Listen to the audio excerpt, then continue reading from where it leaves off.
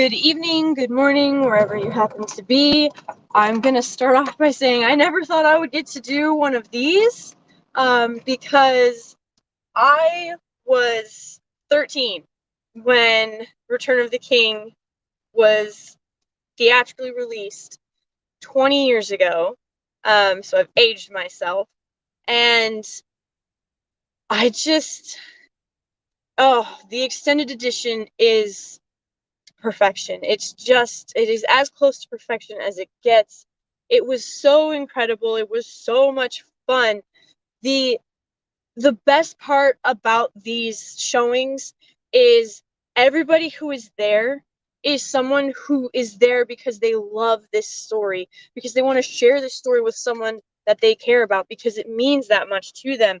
And so everyone in there, I'm not kidding you, everybody laughed at the same parts. We cried. I mean, not some of the men did not cry. I will give you that. Or they cried at different parts because it hits you differently. And like they didn't really cry, you hear the that kind of thing, right? And it was just incredible. We laughed, we cried, we cheered. Oh my God, we cheered. Pelennor Fields on the big screen is everything that I remember and more. I mean, this movie holds up. Like, we'll just come out and say it right off the bat. This movie, 1,000, 1 billion, 1 jillion% holds up. At no point was I ever ripped out of the story. At no point did any dialogue ever feel cheesy or corny or misplaced, or like someone was trying to shove something other than beautiful storytelling on the screen. There was no hidden agenda. There was no hidden message. It was just storytelling the way storytelling was and the way that it should be again. And it was absolutely incredible. And yes, I've seen this movie hundreds of times. And yes, I own many editions. I own, of course, the extended edition. I own the theatrical versions on VHS, DVD, and Blu-ray, and I own the extended edition on DVD and Blu-ray, and I own the collector's edition, and I own singular DVDs, and it's a story that you want to read again and again and again, and that you want to watch again and again and again, because the adaptation, while it is not verbatim, it is truly brought to you with love and with talent, and just the genuineness of what you watch is just incredible. And this movie, I'm gonna go ahead and just say it. It doesn't even need to be said, but I want to say it, so I'm going to.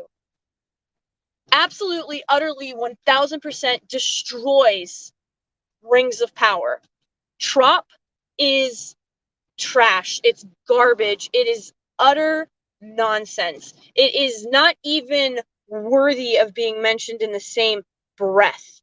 It is so obvious how little care and little passion and just absolute disregard for Tolkien, for his story, for storytelling, and for the fans, how truly little care or effort that they ever actually put in. It was an attempt at a money grab, because that's all Amazon is. It's a corporate entity that consumes. It doesn't create. It pushes forward to earn a profit, but in gaining that profit, it doesn't share its wealth with anyone. There's no wealth of storytelling. There's no wealth of soul. There's no wealth of writing. You're not immersed in the world. There isn't anything of value that is added when it comes to Amazon's Trop. And seeing Return of the King, the extended edition, honest to God, we got to the end of the film, and as of late, movies that have been running like 2 hours and 10 minutes, 3 hours and 5 minutes, I'm like, oh my God, is this movie over yet? Is it over yet? Is it over yet?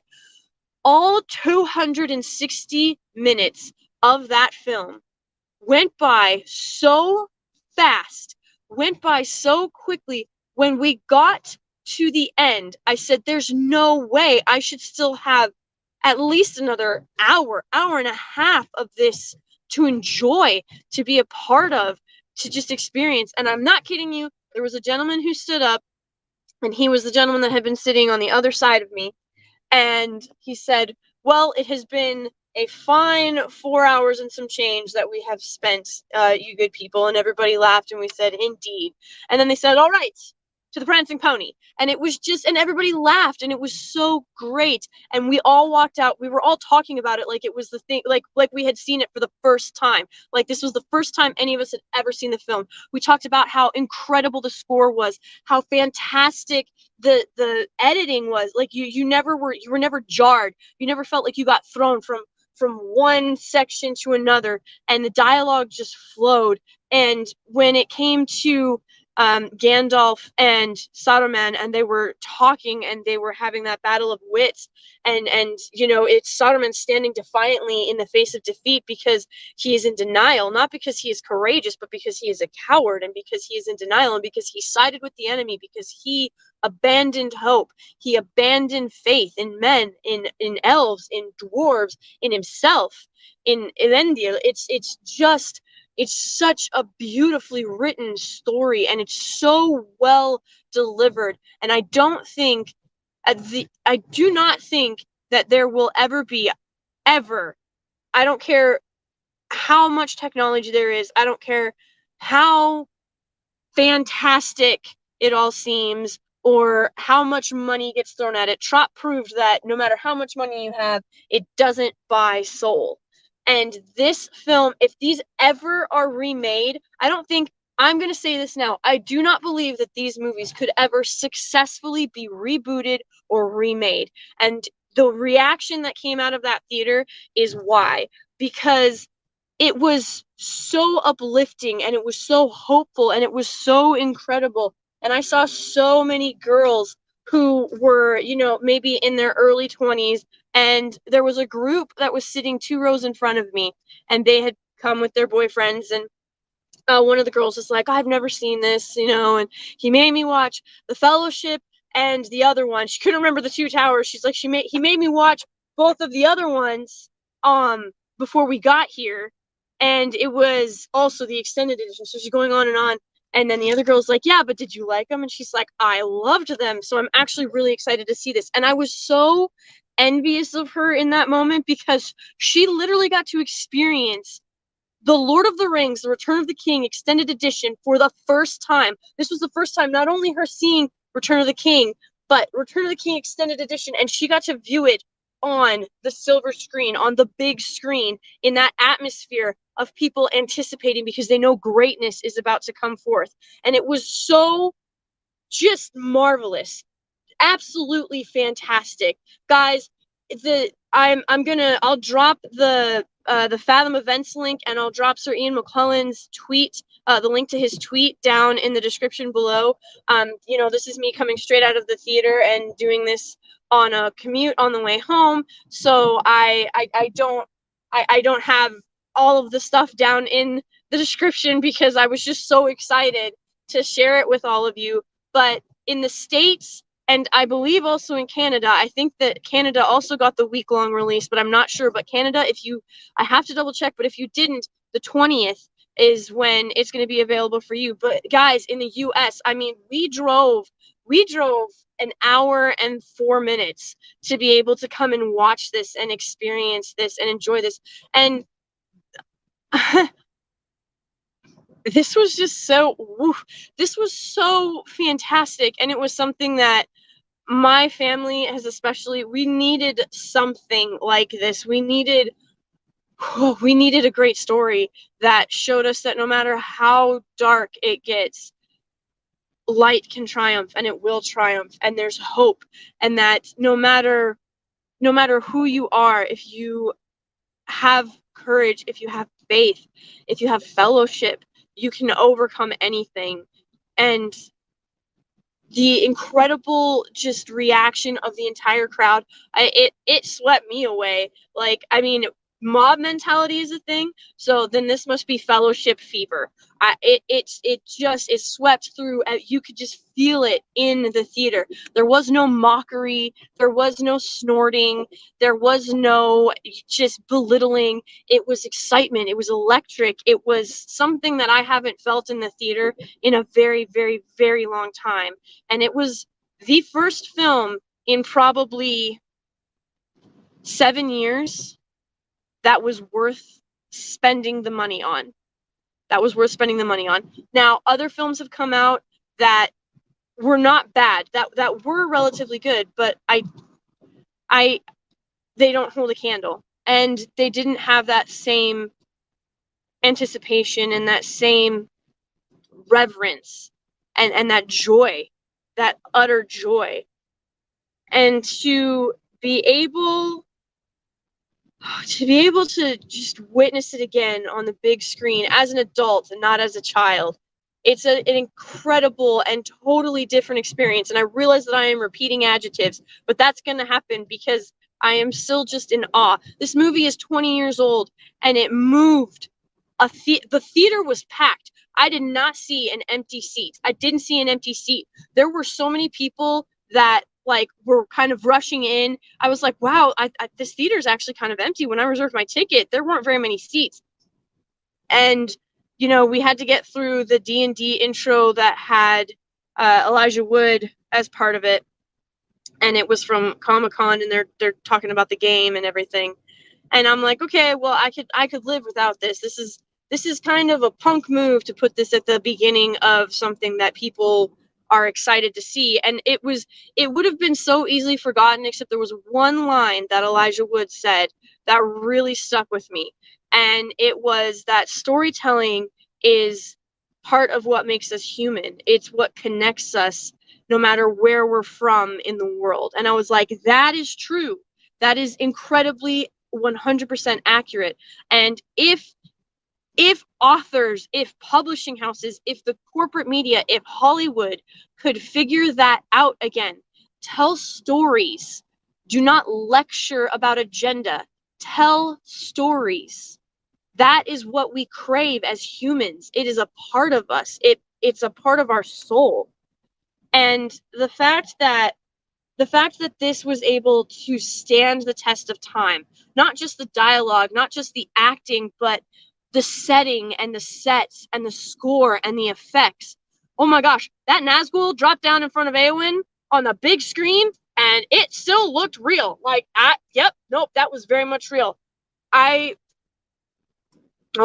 was just incredible. And the Pelennor Fields, Helm's Deep holds a special place in my heart, but understand this, Pelennor Fields on the big screen right now. Sorry, I know I'm not Theoden. Theoden King. It is the epitome of epic. It is truly inspirational. It's inspiring. And to see those orcs cower in fear and to step back and to hesitate, it's just invigorating. And you just want to pick something up and throw it at the orcs, or grab a sword and slash them, or a spear and shake it and stab them straight through the chest. It's just absolutely incredible. It was an amazing experience. It was the best time I have had in the theater since I was a kid, since I was a teenager, honest to God. And it was probably when I watched this particular movie, because I cannot think of another trilogy, of another film that has had this type of impact on me. Even, and you all know, I love my prequel trilogy. But even the Star Wars prequels, seeing them on the big screen, it didn't do this for me. It didn't ignite this fire, this passion, this eternal optimism, and just it chased away darkness. It chased away doubt. It was so fantastic. It was so fulfilling. And there's so many parallels that I could say, because of course Tolkien went for applicability, not allegory, but we won't get bogged down in crazy details or in, the interpretations, whatever it may be, what it means to each individual. I'm just going to tell you from what I saw and from what I experienced, I can't believe it's already over. I am actually devastated that it is over. And but even coming to my, I skipped to my vehicle. I was like, oh, that was just fantastic. And we talked about, when Mary was scolding Pippin when they're leaving the Golden Hall, and Pippin is placed on Shadowfax by Gandalf, and they have to ride for Minas Tirith to tell them that they're about to be attacked by the forces of Mordor, and Mary runs up and watches as Pippin rides off with Gandalf, and you have Aragorn standing there, and he's like, I always got him into trouble, but I was always there to get him out. The overall fellowship that these men, this bond that they have, is unshakable. It is a foundation with which we should all strive for, and it is something that is truly forged in battle and when you go through trials and through crucibles. That is truly what it is. What it will produce. And it is something that is so rare and so pure, it should be treasured. And to have that scene on the big screen again, it was just fantastic. Guys, I cannot tell you enough how much it is worth whatever your ticket amount is. My ticket was only $13.75. Yes, it was only $13.75. I know that in some places it's $27, and I know in other places I know other places were like $9.75. So whatever you pay for this film to go see it, it is entirely worth it. And you have a week. Like I said, I'll drop down in the description below the link to the Fathom events, as well as Sir Ian McKellen's tweet, which also has the Fathom events link in it. And just go and enjoy the theater again. Go enjoy the big screen again. Go fall in love with storytelling again, because that is what this film does. That is what this trilogy does. That is what this storytelling does. It is an exception to every single rule, and it shattered every glass ceiling, glass wall, glass floor, glass slipper. It just shattered it all. And it's so incredible because it didn't need to pander. It didn't need to be flashy. It didn't need to do anything other than tell an incredible story in the most authentic and genuine way that it possibly could. And it is such a treat and such a joy to be able to go and see it in theaters again. So I strongly recommend that whatever you are doing, whatever you do, if you have the time, if you have the inclination, please, please, please, you have 1 week if you are in the US. I know for sure. UK, I hope you guys get a 20th anniversary release. Australia, Asia, Europe, Africa, South America, I hope Australia, Antarctica. I hope you all get a 20-year anniversary release. And if rumors are to be believed, and yes, these are just rumors, I've had some people tell me this in DMs. One person emailed me, but it's neither here nor there. If it's true that depending on how Return of the King does, they would release all 3 of the extended versions in theater to celebrate the 20th anniversary, I am all for it. I truly am. I will go see this movie every single day if I have to. I love it that much. It would be worth it to me, even if we don't get the trilogy released in theaters. It doesn't matter, because I will get to experience that joy over and over and over again. And not only is it going to be worth it, but it is something that I know isn't going to attempt to subvert me or subvert my emotions or my expectations or alter what I should be thinking or shouldn't be thinking or telling me what to think or do or say. It's there solely for the purpose of storytelling and inspiring the human soul. So I'm floored that after 20 years, it was like watching it for the first time again. You guys, I don't know what you have to do, if you have to run, walk, crawl, climb, swim, bike, drive, fly. I have no idea what you need or what it will take for you to be able to go and enjoy this film. But I promise you, it is entirely 1000% completely worth it. It holds up incredibly. It's just incredible. I never felt like the costumes were cheap. I never felt like the extras weren't showing up or that they had to duplicate the extras multiple times. You know, even though, yes, I know duplication was a thing, that's not my point.